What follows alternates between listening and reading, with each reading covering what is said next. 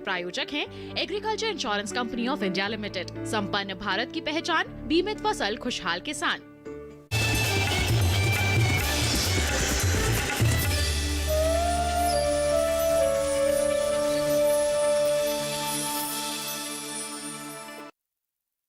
हो अगर पाना शिखर, कर तू शुरू अपना सफर, मंजिल पर रख बाज की नजर, चूक ना तू कोई भी कसर। हो नदी गहरी या हो लहरें बेमिसाल, हौसलों को बना लेता है नाविक अपनी पतवार। आए आंधी या आए लाख तूफान, ऊंची कर लेता है सारस अपनी उड़ान। आसानी से नहीं मिलती कोई मंजिल, कदम कदम पर संघर्ष करना पड़ता है। आसानी से नहीं बनता सपनों का घरौंदा, तिनका तिनका जोड़ना पड़ता है। करना है अगर मुट्ठी में ये जहान, भर लो तुम भी बाज सी उड़ान। पहन लो हौसला नाविक सा, छू लो तुम भी आसमान, छू लो आसमान।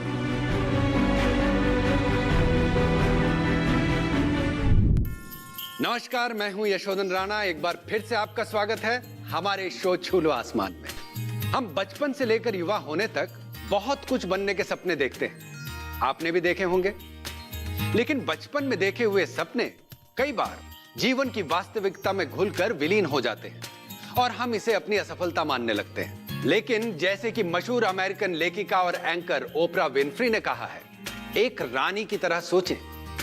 एक रानी कभी असफलता से नहीं डरती। असफलता तो महानता की ओर एक और कदम है। और सही भी है। हमारी सफलता में हमारी सोच बहुत मायने रखती है। हमारी सोच ही है जो असफलताओं के बावजूद हमें आगे बढ़ने के लिए प्रेरित करती रहती है। आज की इस कड़ी में हमारे साथ एक ऐसी ही महिला किसान जुड़ने वाली हैं, जिन्होंने रानी बनने का सपना बचपन में ही देखा था, लेकिन उन्होंने अपने सपने को विलीन नहीं होने दिया। ओपरा विनफ्री के विचारों की तरह उन्होंने न सिर्फ अपने सपने को अपनी सोच में जिंदा रखा, बल्कि उस सोच को बांधने वाली मजबूत बेड़ियों को भी तोड़ डाला। आइए देखते हैं उनकी जीवन यात्रा। खूबसूरत कार, कुछ अंदाजा लगा सकते हैं ये कार किसकी है? या क्या फिर आप ये बता सकते हैं कि ये महिला कौन है? एक नृत्यांगना, फिल्म अभिनेत्री? जी नहीं, ये है कविता मिश्रा, एक किसान। जी हाँ, सही सुना आपने। और ये कार भी किसी बिजनेसमैन या फिल्म स्टार की नहीं है, ये एक किसान की कार है। किसान कविता मिश्रा। कविता जी चंदन की लकड़ी और दूसरे कई किस्म के अनाजों की खेती करती हैं और आज वो एक काफी सफल किसान है। लेकिन ये सफलता उनको रातों रात प्राप्त नहीं हुई। इसके पीछे एक संघर्षपूर्ण कहानी है। आइए आपको उनसे रूबरू कराते हैं। कविता मिश्रा का जन्म कर्नाटक के धारवाड़ जिला में हुआ।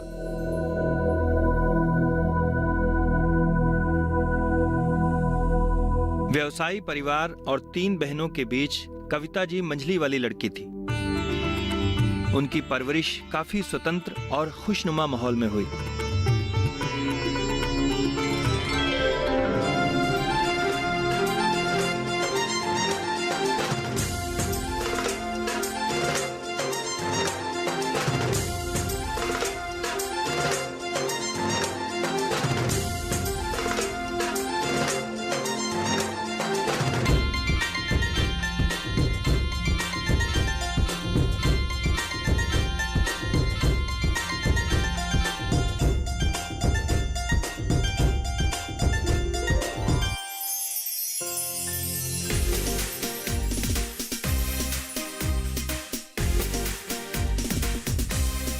कविता को बचपन से ही नृत्य और संगीत से काफी लगाव था।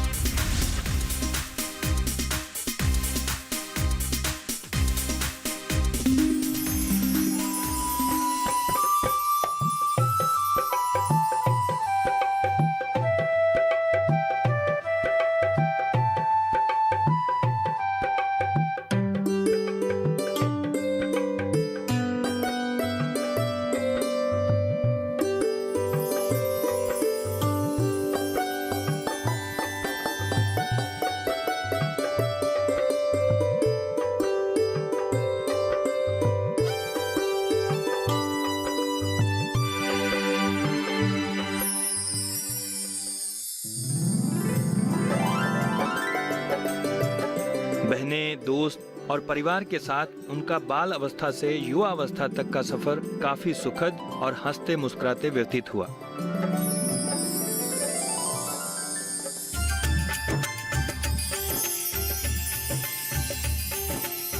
लेकिन शादी के बाद न सिर्फ स्थान बदला बल्कि उनकी पूरी जिंदगी बदल गई।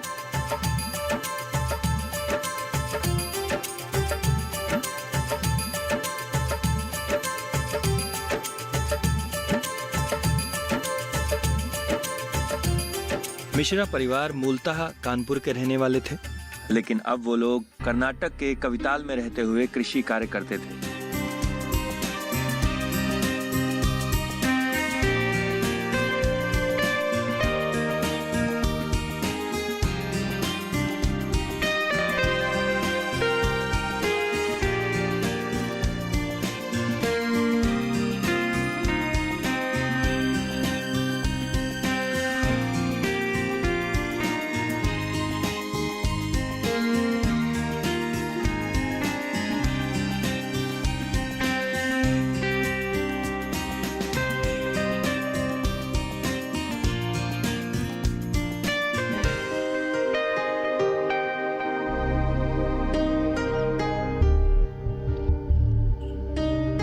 कह सकते हैं कुछ मामलों में मिश्रा परिवार पुरानी सोच और रूढ़िवादी विचार रखते थे।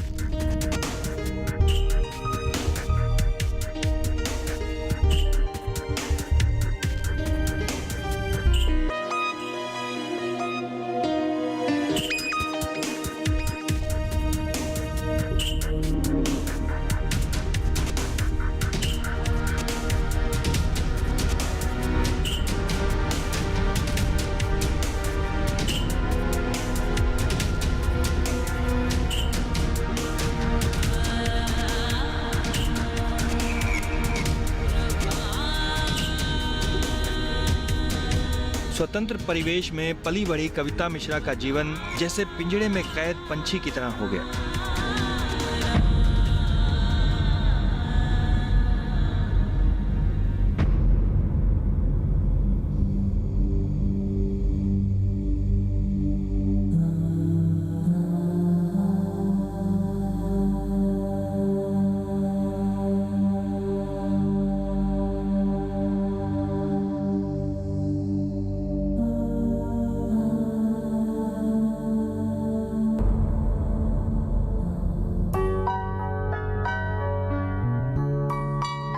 यहाँ पर महिलाओं के लिए कई तरह के बंधन थे। वो बाहर नहीं निकल सकती थी, स्वतंत्रता से घूम फिर नहीं सकती थी।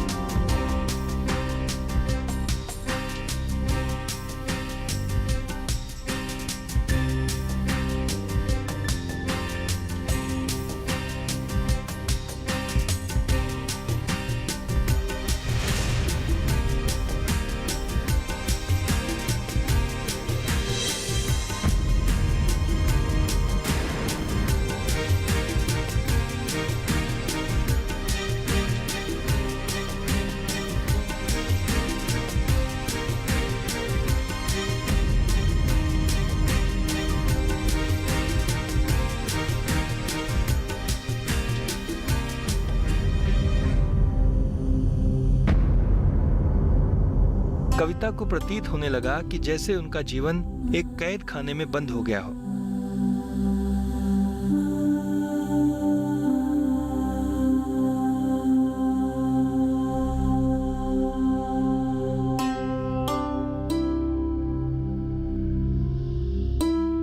लेकिन कविता एक पढ़ी लिखी और शिक्षित महिला थी। उन्होंने साइकोलॉजी में MA और कंप्यूटर साइंस में डिप्लोमा हासिल कर रखा था। इस माहौल से उन्हें निकलने के लिए एकमात्र रास्ता नौकरी दिखाई देने लगा और फिर उन्होंने इन्फोसिस कंपनी में नौकरी के लिए आवेदन कर दिया और जवाब भी आया। उन्हें इन्फोसिस में नौकरी मिल गई।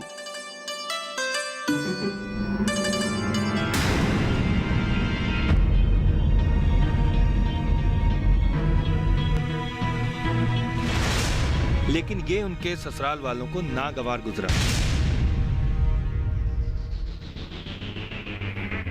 ये तो बाहर के, लेकिन तुम तो घर के है ना।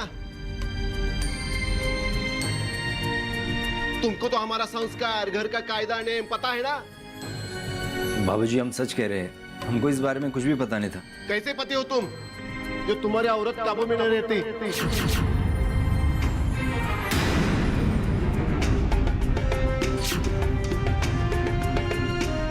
नहीं बाबूजी ऐसी चुप बात। बैठ।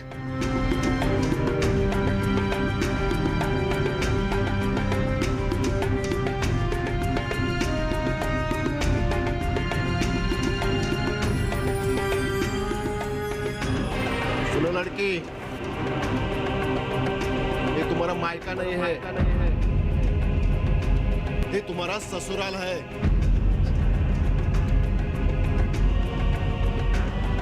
और हमारे घर लड़कियां बाहर काम नहीं करती।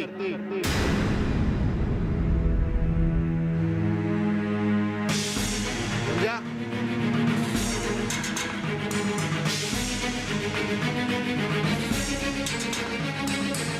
समझा इसे?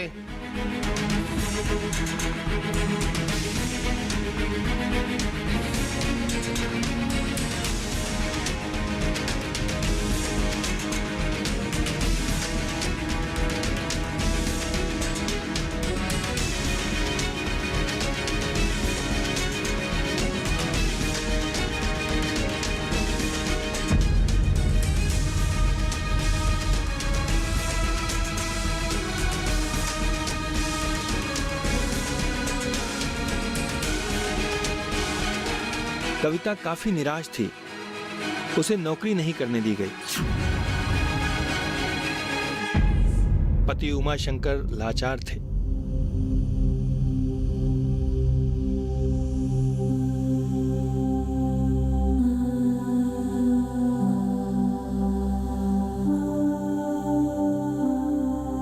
उनके अनुसार वो अपने परिवार के विरुद्ध नहीं जा सकते थे।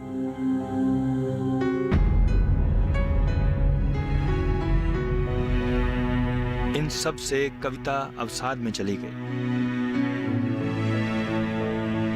वो दुखी और मायूस रहने लगी। उन्हें अपना जीवन चारों तरफ से अंधकार में नजर आने लगा।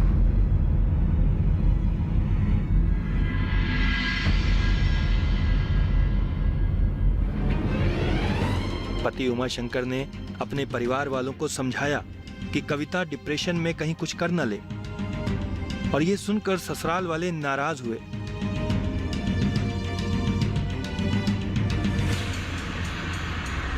लेकिन फिर उन्होंने बीच का रास्ता निकालने का सोचा। देखो, तुम्हारे लिए हम अपने घर के कायदे कानून तो बदल नहीं सकते,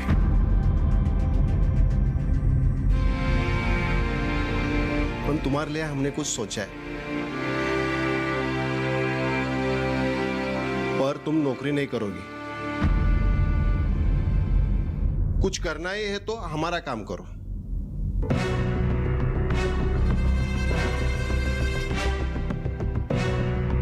हम किसान हैं, खेती का काम करो।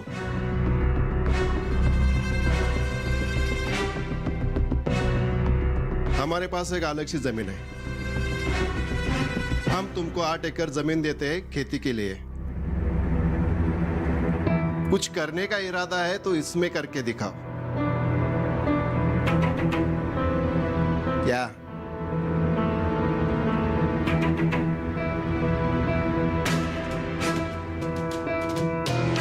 बीच के रास्ते के रूप में कविता को एक बंजर भूमि थमा दी गई। भूमि भी ऐसी कि उस समय उस पर फसल उगाना तो छोड़िए, उस पर चलना भी मुहाल था।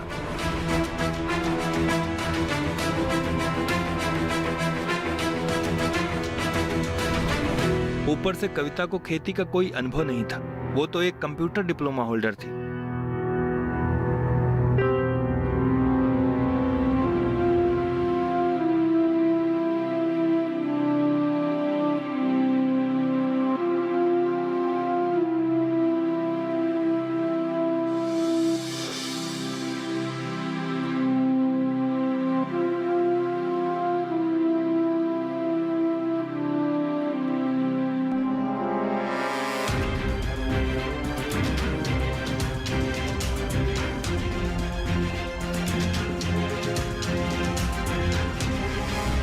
इसके साथ ससुराल वालों ने खेती करने के लिए उन्हें कोई भी पैसा देने से इनकार कर दिया।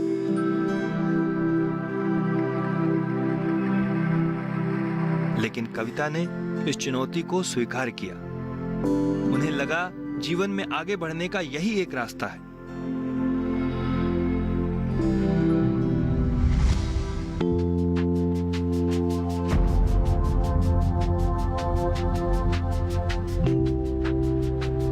और फिर उन्होंने अपने मायके से मदद मांगी।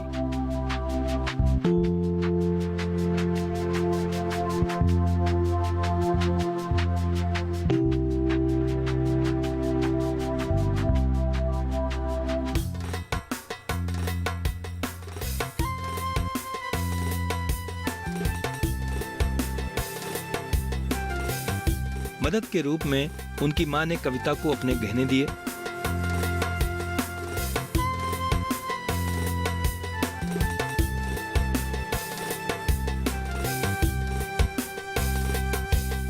और मां के उन गहनों को बेचकर कविता ने उस बंजर भूमि पर खेती की शुरुआत की।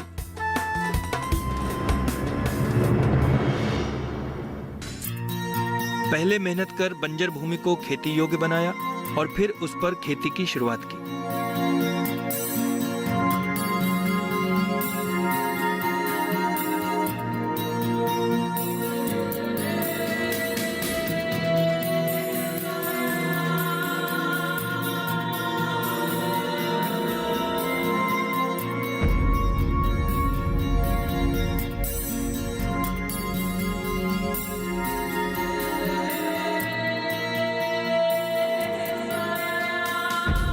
लेकिन रास्ता अभी काफी लंबा और संघर्षमय साबित होने वाला था।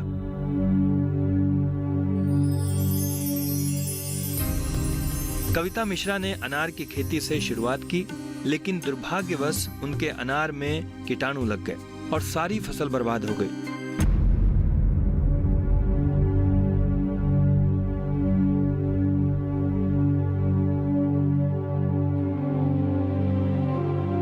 जिससे उन्हें भारी नुकसान उठाना पड़ा।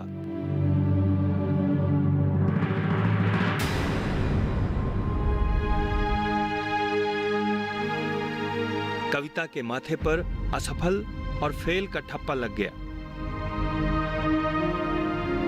लोग उनका मजाक उड़ाने लगे और ताने मारने लगे।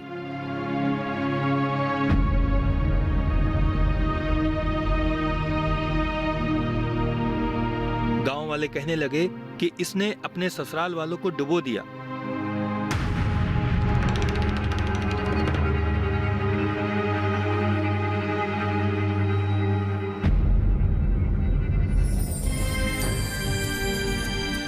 ससुराल वालों का व्यवहार भी काफी अनुचित और कठोर हो गया।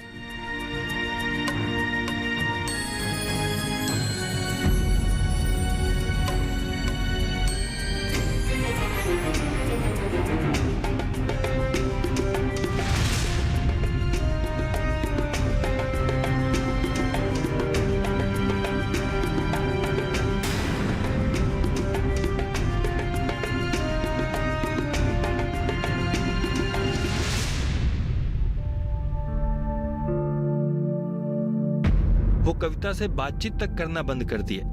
इस असफलता ने कविता को पहले से ज्यादा अवसाद में डाल दिया।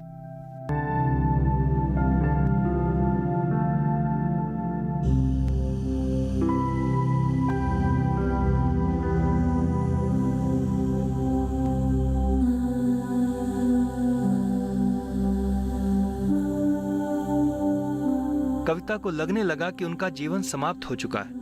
अब उनके जीवन में कुछ नहीं बचा है।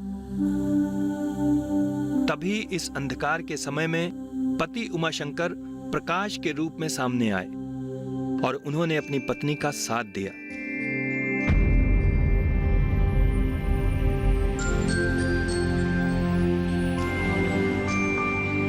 कविता को इस मुसीबत से बाहर निकालने के लिए पति उमाशंकर ने बैंक से कविता को कर्ज दिलवाने की योजना बनाई। उमा के घर वालों ने इसका विरोध किया, लेकिन इस बार उमा अपनी पत्नी के साथ खड़े रहे और फिर पति की मदद से कविता को बैंक से कर्ज मिला। ये कविता मिश्रा के लिए जीवन का सबसे अहम मोड़ साबित हुआ। पति की सहायता और बैंक के पैसे से कविता ने एक नई शुरुआत की। पहली असफलता के बाद कविता खेती के गुण सीख चुकी थी।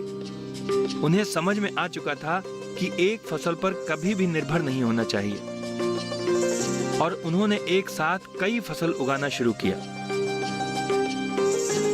और उन्हें सफलता मिली।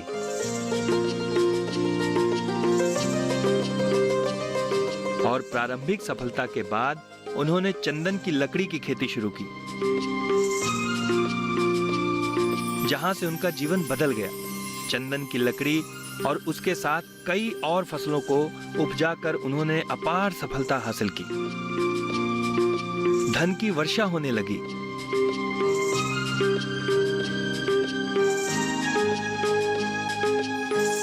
साथ ही परिवार में मान सम्मान बढ़ा।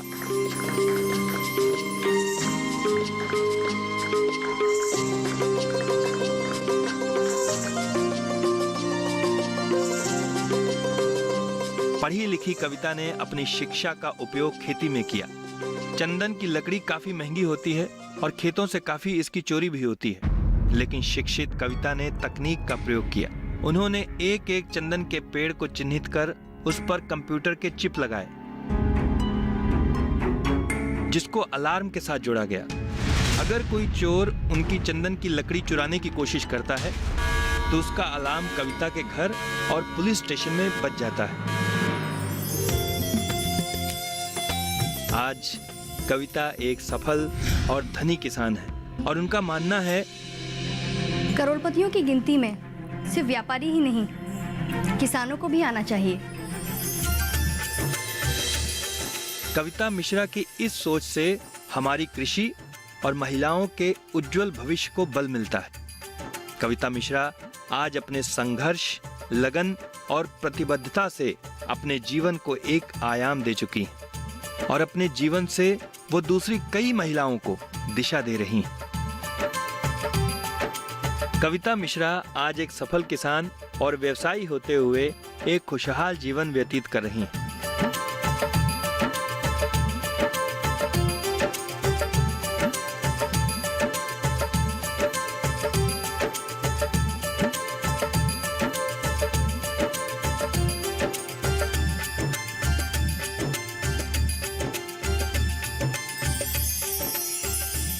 कविता मिश्रा को हमारी तरफ से बधाई, शुभकामनाएं और उनकी उपलब्धियों को नमन।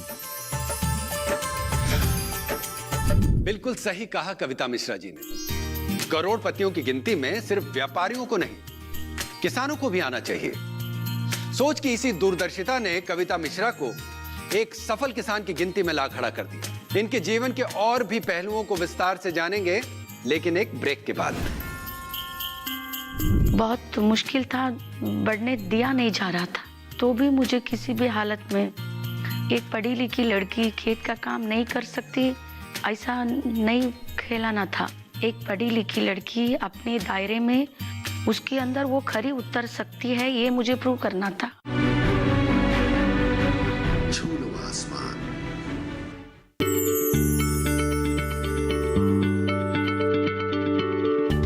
क्या आप किसी बीमारी से परेशान हैं? चाहते हैं डॉक्टर की सलाह? तो हम हैं आपके साथ, बताएंगे आपको जीने की राह। समस्याएं आपकी, समाधान देश के मशहूर विशेषज्ञों के। घर बैठे बात करें देश के जाने माने डॉक्टरों से। हमारे लाइव प्रोग्राम स्वस्थ किसान में हर शनिवार शाम 6 बजे से 7 बजे तक। छू लो आसमान। स्वागत है आपका छू लो आसमान में। ब्रेक में जाने से पहले हमने कविता मिश्रा जी की जीवन यात्रा देखी। ऐसी प्रेरणादायक जीवन यात्रा देखकर मैं और इंतजार नहीं कर सकता। तो चलिए बिना समय गवाए मंच पर बुलाते हैं रानी बनने की सोच को सच साबित करने वाली हुबली कर्नाटका से कविता मिश्रा जी को।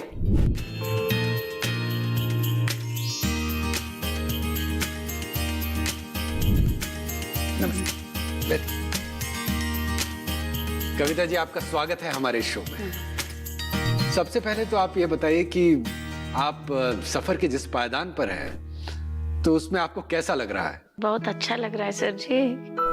क्यों बोलो, एक किसान का अस्तित्व एक गांव में उसी हद तक बना रहता है, मगर यहाँ तक का जो जर्नी था वो बहुत टफ था, मगर आज प्राउड फील हो रहा है। एक छोटे से गांव से मुंबई तक आना बहुत बड़ी बात लगती है। आप अपने घर से बाहर निकलकर काम करना चाहती थी जी, लेकिन आपके हाथ में 8 एकड़ खेत थमा दिया गया। यस लेकिन आपने उसको एक चुनौती समझा, एक चैलेंज माना। जी। तो आपने कैसे किया ये सब? वही अभी मैं स्पेशली महिलाओं को बोलना चाहती हूँ। जब हमारा 2 घर होता है, एक पति का घर, एक मायका, 2 होता है। अभी मायके में जब माँ बाप पला बड़ा करते, पढ़ा लिखाते, तो कुछ ड्रीम हम लोग देखते हैं। मेरा ड्रीम था मैं इंजीनियर बन पाऊँ। अच्छा। शादी होने के बाद छोटा सा गांव में जब शादी करके दिया, वहाँ पे लड़कियों को वो जगह नहीं मिलता जो वो डिजर्व करते थे। और मेरा जो फैमिली था, ट्रेडिशनल फैमिली था, वहाँ पर लड़कियां बाहर जाके काम करना माने कुछ गलत जैसे सोचते थे वो लोग। कितने भी देर हो, लड़कियों को घर के अंदर रह के घर का काम काज करते रहना, ऐसा सोचकर मेरे इन लॉज थे। तो क्या हुआ, मुझे एक ही आस था, उस छोटे से गांव में रहना नहीं हो रहा था मुझे। क्यों बोलो, मेरा जो पढ़ाई सब हुआ धारवाड़ में हुआ, हुबली में हुआ। अच्छा। तो वो छोटा गांव में एडजस्ट होना तो बहुत दूर का बात था। मेरा को एक था, मेरे हस्बैंड को यहाँ से लेके किसी भी तरह चले जाना बैंगलोर को। सो इसीलिए मैंने सोचा क्यों ना मैं अप्लाई करूँ नौकरी के लिए। तो मैंने बहुत से एमएनसी को अप्लाई किया, प्रोग्रामिंग स्किल बहुत अच्छा था, सिलेक्शन भी हो जाया। मगर जब मैंने जाके मेरा इंटरव्यू कार्ड मेरे हस्बैंड को बताया तो वो कुछ और ही हो गया वहाँ पे। नहीं, हम लोग आपको बाहर जाने नहीं देंगे। अच्छा। आपको किसी भी तरह घर में रह के ही करना है। तो उस समय निराशा हुई? अयो, बहुत निराशा के साथ डिप्रेशन में चली गई मैं। इसी गांव में तो मुझे अभी कंटिन्यू करना है, वो मेरा मन नहीं मान रहा था जी। बहुत छोटा गांव, और गांव में एडजस्ट होना बहुत बड़ी बात है। तो मुझे लगा अभी तो फिलहाल मुझे काम तो करने नहीं देंगे। और मेरे माँ ने जो बोला, क्यों बोलो, एक औरत ऐसा एक प्लेटफॉर्म में पहुंचती है तो उसके लिए 2 कुटुंब का सहकार बहुत जरूरी होता है। एक मायके का संस्कार और एक पति का घर का सहकार।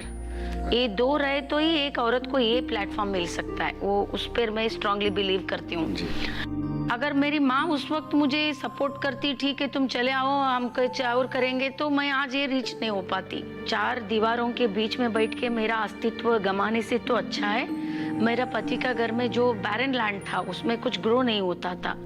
तो वो 8 एकड़ जो जिसकी बात हो रही है, वो आपको कहा गया कि आप इसमें कुछ कीजिए, कि आपने मैंने खुद सेलेक्ट किया? अच्छा, क्यों बोलो, मैं 4 दीवार के बीच में बैठ के थोड़ी अपना जीवन वहीं पे एंड नहीं करना चाहती थी। तो खेती करने से तो खेत में ही करना पड़ता है, वहाँ तो कहीं बाहर जाने का सवाल ही नहीं आता। जी। तो मैंने उसको ही चैलेंज लिया। वो लोग सब हंसने लगे, वो ये पढ़ी लिखी है, ये क्या करेगी, इसको एग्रीकल्चर का ABCD भी नहीं मालूम, ये करने चली, ऐसे टिंगल मार के बात करने लगे। ये मेरा जर्नी मैं क्यों बोलती हूँ, जहाँ मैंने शुरुआत की वो बैरन लैंड था, कुछ ग्रो नहीं होता, कुछ भी नहीं था वहाँ पे जी। तो पत्थरों के बीच में पत्थर निकाल के वहाँ से जो शुरुआत करना था, पत्थर निकालना नहीं आता, हाथ में सब छाले पड़ चुके थे, ऐसा काम करना भी नहीं आता था। मुझे बहुत प्रॉब्लम होता था। क्यों बोलो, धारवाड़ का टेम्परेचर 32 से 35 था, वहाँ का 45। मैं घर में ही 2-3 बार चक्कर आके गिर गई थी। मगर अभी धूप को चक्कर आना, उतना मैं काम करती हूँ, मुझे बुरा नहीं लगता। क्यों बोलो, मुझे कुछ अचीव करना था जी। कुछ बन के दिखाना था। तो पत्थर निकाला मैंने, बाद में मिट्टी को लेवल किया, पानी का बहुत प्रॉब्लम आया, जितना मेरे पास जो गोल्ड था सब मैंने डाल दिया। मुझे किसी भी हालत में पानी लेना था। क्यों बोलो, वहाँ पर पानी नहीं मिल रहा था। तो जाके बहुत एफर्ट करने के बाद जब मुझे पानी मिला तो मेरा शुरुआत किया पोमेग्रेनेट से। मैंने अनार से शुरुआत किया। अनार का जो रेट मिला 60 रुपीज से 180 रुपीज तक मिला। अच्छा। बहुत बढ़िया रेट मिला। मगर रेट मिलने के बाद ये नहीं कि मैं स्टैंड हो गई, मेरा खत्म हो गया, नहीं, ऐसे नहीं था। जब बहुत बारिश आ गया तो ऑटोमेटिकली अनार को बैक्टीरियल ब्लाइट डिसीज आ गया and we don't have medicine for that. तो मुझे कंसल्टेंट ने आकर बोला आपको एक ही सब्स्टिट्यूट है, you have to remove the plants. तब निकालो बोले तो मुझे लगा मेरे बच्चों को ही मेरे लाइफ से निकाल दिया गया, ऐसा फील मुझे आ रहा था।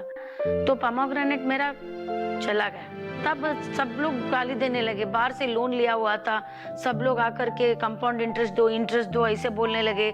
रिलेटिव्स को अगर फोन करती हूँ तो वो स्विच ऑफ करते हैं, कहीं हेल्प पूछेंगे। और इन लॉज तो घर में इवन मैं खाने का प्लेट लेती तो भी गाली देते। ये चुप के घर का काम करते, बैठो बोले तो वो करते, ये करते बोल के खुद ऐसा करके हमको भी आज इस मुकाम पे लाके खड़ा कर दिया इस लड़की ने। ऐसा इवन वो हॉल में बैठते, मैं आती तो उठ के चले जाते हैं। अपने ही घर में अपनों से लड़ना बहुत मुश्किल होता है। ये तो बहुत वो उतना इजी जर्नी नहीं होता जी। तब मुझे भी बहुत टूट चुकी थी, डिप्रेशन में चली गई मैं। एंड थोड़ा समय के लिए आई हैव बीन ह्यूमिलेटेड जी। And I have been isolated and I have been suppressed. क्यों बोलो, आगे बढ़ना बहुत मुश्किल था, बढ़ने दिया नहीं जा रहा था जी। तो भी मुझे किसी भी हालत में, एक पढ़ी लिखी लड़की खेत का काम नहीं कर सकती ऐसा नहीं खेलाना था जी। एक पढ़ी लिखी लड़की अपने दायरे में, उसको जो चुनौती दी जाती है उसके अंदर वो खरी उतर सकती है, ये मुझे प्रूव करना था। मेरा नीचे गिरने का कारण क्या था? मैंने अपने आप को आइसोलेट करना शुरू कर दिया। What is the reason? मैं क्यों नीचे गिर गई? मेरा नीचे गिरने का रीजन क्या था? तब मैंने सोचा, मैंने सिर्फ एक ही क्रॉप पर डिपेंड हुआ, इसीलिए मैं नीचे गिर गई। मैंने सिर्फ अनार पर भरोसा किया। Monocropping is always very dangerous, so it is better you believe the multi cropping. एक ही फसल पे ध्यान नहीं देना चाहिए।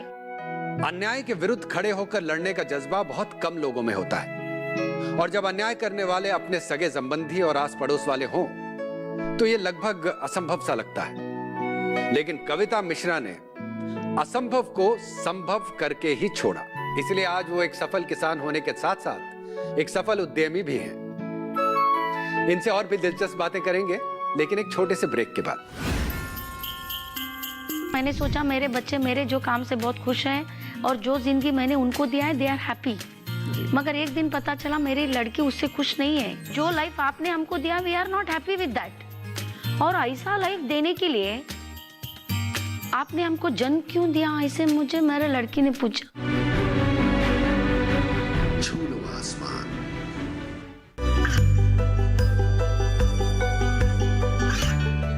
गांवों और पिछड़े क्षेत्रों में सरकारी योजनाओं की जानकारी पहुंचा।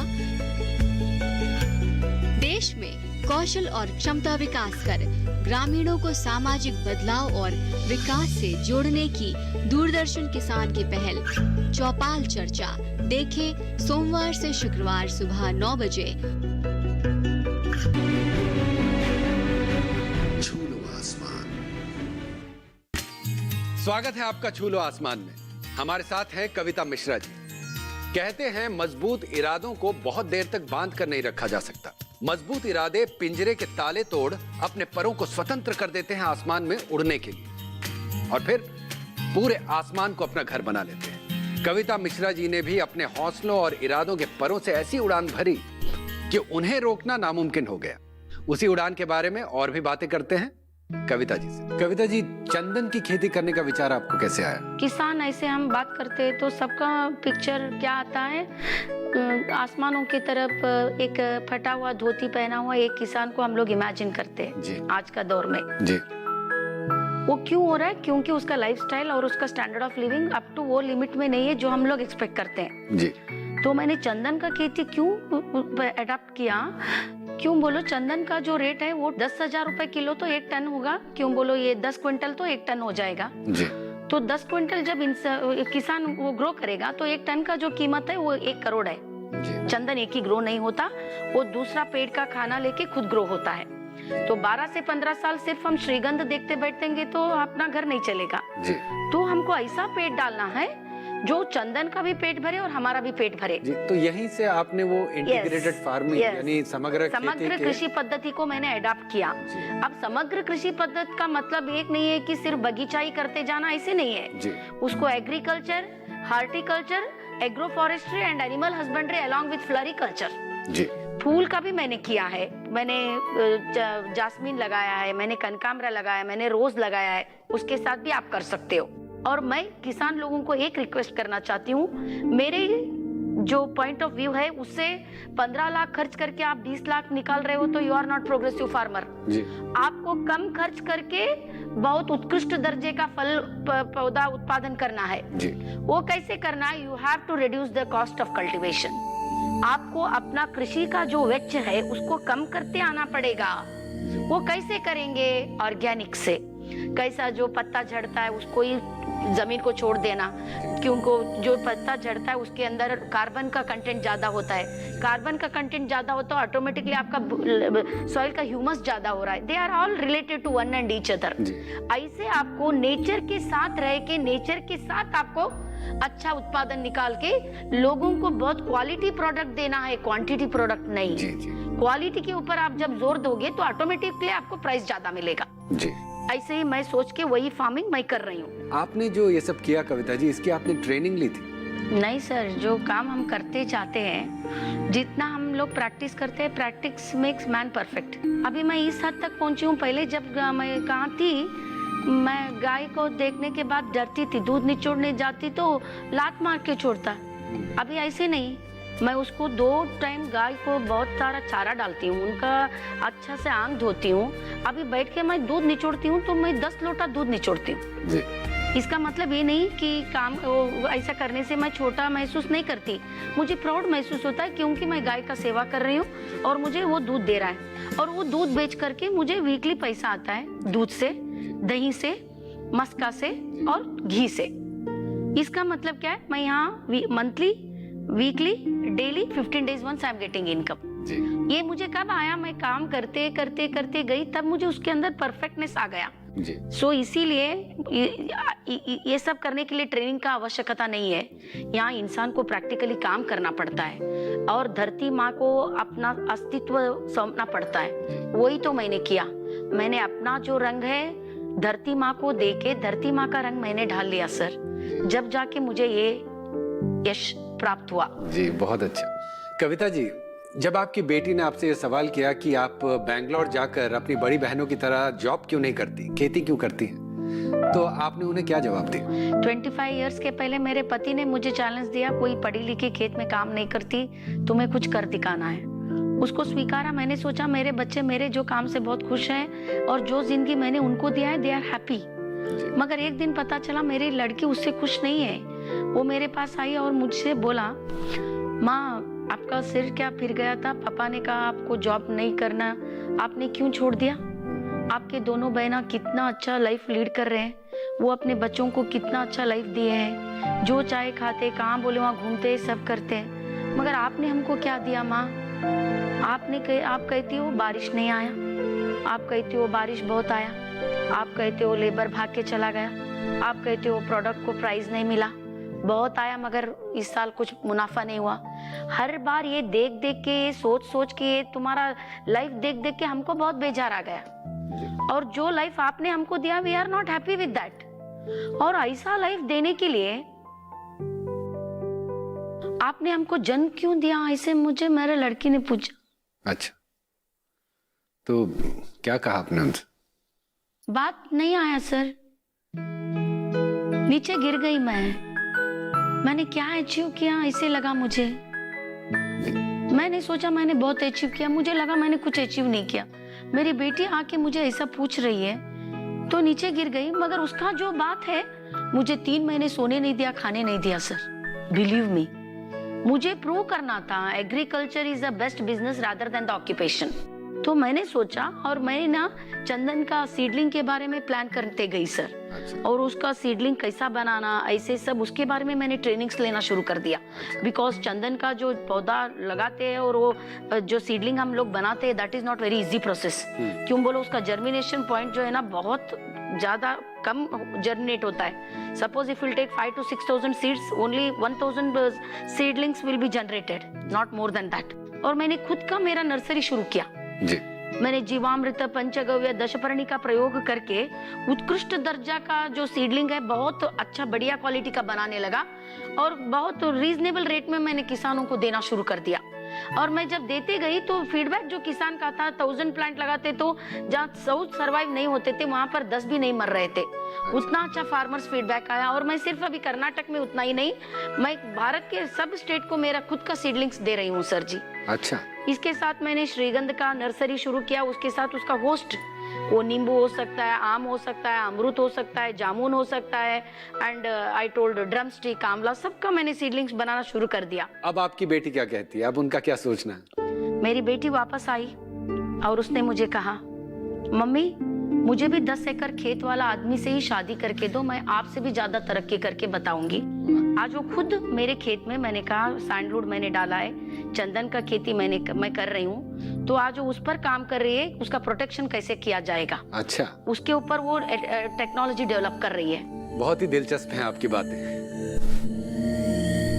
अभी लेते हैं एक छोटा सा ब्रेक। ब्रेक के बाद और भी दिलचस्प बातें जानेंगे कविता जी से। अभी पैंडेमिक जो आया कोरोना, उसके लिए सब लोग अपने घर में, हमारा जीवन रुक गया, मगर सबका जीवन शुरुआत हुआ किसान से ही। पहले भी किसान से ही हमारा भारत का जो 70% पॉपुलेशन है वो एग्रीकल्चर के ऊपर ही था, आज भी है, कल भी रहेगा, वो और एक बार प्रूव हो चुका है। छू लो आसमान। ये कामयाबी है अन्नदाता की, ये कहानी है खेत और खलिहानों की। कैसे करें अपने पशुओं की देखभाल, जानिए गांव-गांव के किसानों का हाल। देखिए गांव किसान, सोमवार से शुक्रवार दोपहर 12 बजे, सिर्फ डीडी किसान पर। छू लो आसमान। स्वागत है आपका छू लो आसमान में। हमारे साथ है कविता मिश्रा जी। कविता जी, हमारे प्रधानमंत्री जी की ये सोच है कि किसान की आय बढ़नी चाहिए।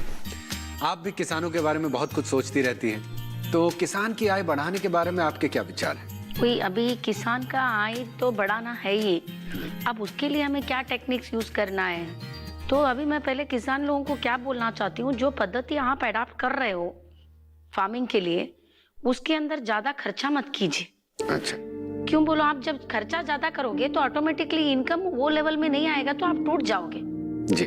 तो इसीलिए मैं किसान लोगों को क्या बोलती हूँ, आपका जो कृषि का वेच है उसको कम कीजिए, और अपना 1 एकड़ ही हो। क्यों बोलो, हम लोग ज्यादातर बहुत छोटा फार्म को बिलोंग करते हैं, किसी सबके पास 100 एकड़ थोड़े ही होता है। तो मैं 1 एकड़ के किसान को सिर में रख करके एक प्लान बोलती हूँ, आपका 1 एकड़ हो तो भी आपको प्लान करना है, उसके अंदर आपको कृषि करना है, और उसके अंदर आपको बाग बगीचा करना है, और उसके साथ आपको अरण्य कृषि करना है, और उसके साथ आपको पशु संगोपन करना है, उसके साथ आपको पुष्प भी करना है। ऐसे बहुत सारे जो सिस्टम है, बहुत सारे कृषि के जो दूसरे पड़ाव है, उन सबको इकट्ठा करके आपको समग्र कृषि अगर आप करेंगे तो ऑटोमेटिकली आपका आदाय में बढ़ावा तो होगा ही। जी। कविता जी, किसानों को अक्सर पानी की समस्या आती है, आपको भी आई थी, तो आपने उसका समाधान कैसे किया? किसानों को भी बताया ताकि उन्हें भी इसका समाधान मिले? यस, अब मुझे पहले भी पानी का समस्या था, आज भी है जी। मैं पानी, तो मुझे सोना भी पैसा देगा तो मिलेगा, मगर पानी पैसा देगा तो भी मिलेगा नहीं। क्यों बोलो, मैं आज भी कितना एफर्ट डालती हूँ बोर से पानी निकालने का, समटाइम्स कच्चा मिट्टी भी नहीं मिलता। ये एफर्ट आज तक मैं कर रही हूँ। तो इसीलिए मैं किसान लोगों को रिक्वेस्ट करती हूँ, ज्यादा पानी छोड़ना जमीन के लिए ठीक नहीं है। बहुत लोग क्या करते हैं, पानी है इसीलिए हम हमेशा पानी खड़ा देते हैं तो हमको यील्ड ज्यादा आता है, ये बहुत गलत सोच है। अच्छा। कितना आप पानी ज्यादा छोड़ोगे आपका जमीन में फंगस फॉर्मेशन हो जाएगा। अच्छा। कितना आप पानी ज्यादा छोड़ोगे आपका फल मीठा थोड़े ही होगा। कितना कम पानी छोड़ोगे वो फल मीठा होगा, बहुत दिन तक उसमें अंदर कीपिंग क्वालिटी आता है। अच्छा। जो मैंने महसूस किया, क्यों बोलो, मेरे पास कम पानी था तो थोड़ा कम पानी यूज करके मैं कितना ब्यूटीफुल प्रोडक्ट को रेडी कर सकती हूँ, ये मैंने सोचते गई। उसके अंदर मैं तरक्की पाते भी गई। अभी पैंडेमिक जो आया कोरोना, उसके लिए सब लोग अपने घर में, वहीं पर जोर बारिश आके हमारा जीवन रुक गया, मगर सबका जीवन शुरुआत हुआ किसान से ही। अब जितने लोग घर में बैठे हुए थे वो लोग खा रहे थे किसान का दाल चावल, किसान का भेजा हुआ फल, किसान का भेजा हुआ सब्जी, सब किसान ने से ही सब आपका जीवन संवारा है। जी बिल्कुल। इसका मतलब क्या है, पहले भी किसान से ही हमारा भारत का जो 70% पॉपुलेशन है वो एग्रीकल्चर के ऊपर ही था, आज भी है, कल भी रहेगा, वो और एक बार प्रूव हो चुका है। जी। कल इससे भी भयानक पैंडेमिक आ सकता है, हमको मालूम नहीं कल का। मालूम नहीं। तो मैं अब एक बात बोलना चाहती हूँ, जो जमीन आपका था, आपका है, वही आपको आगे ले जाएगा। इनसे और भी दिलचस्प बातें करेंगे, लेकिन एक छोटे से ब्रेक के बाद। आप लोग सब पर विश्वास रख रहे हो मगर धरती माँ पर विश्वास नहीं रख रहे हो। अगर धरती माँ पर विश्वास करोगे, क्यों बोलो, आज आप मेट्रोस के लिए जा रहे हो, काम करने के लिए, पैसा कमाने के लिए, अगर आप अपनी धरती माँ पर विश्वास करके उसके साथ आप काम करोगे तो मैं लिख कर देती हूँ, आप करोड़ देख पाओगे। छू लो आसमान। बीमारियों से कैसे बचेगी फसल, मवेशियों की मुश्किलों का क्या है हल, कहां से लाएं बीज, कितनी लगेगी खाद, किसानों के हर फोन का विशेषज्ञ देंगे जवाब। देखिए हेलो किसान लाइव सोमवार से शुक्रवार शाम 6 बजे।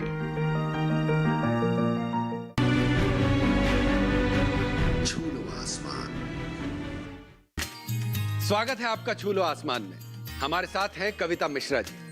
हर व्यक्ति के जीवन में एक ऐसा क्षण आता है जब वो कमजोर पड़ जाता है। कविता जी के जीवन में भी एक ऐसा क्षण आया जब वो कमजोर पड़ गए और उन्होंने अपने जीवन तक को त्यागने का विचार कर लिया। लेकिन ऐसे में उनके कंधे से कंधा मिलाकर स्थिति को संभालने आए उनके पति। कविता जी का यह मानना है कि उनको पहला जन्म उनकी माता ने दिया है और दूसरा जन्म उनके पति ने।